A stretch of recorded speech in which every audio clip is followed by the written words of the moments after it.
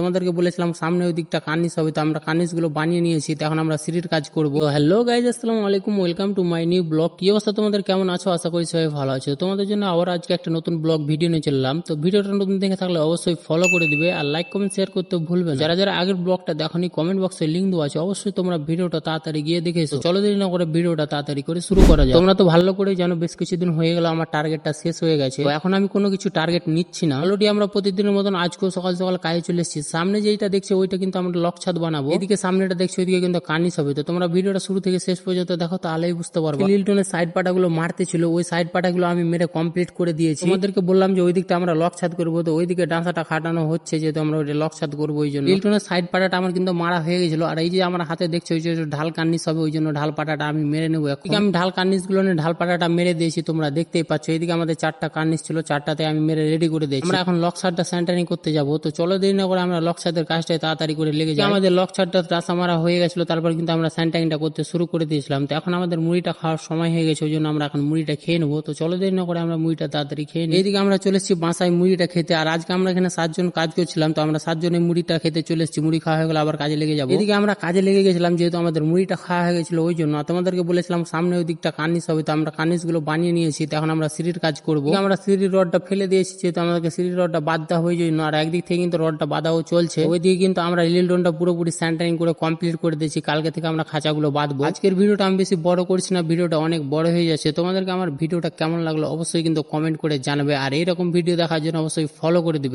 Next ভিডিওতে দেখা হচ্ছে। আসসালামু আলাইকুম।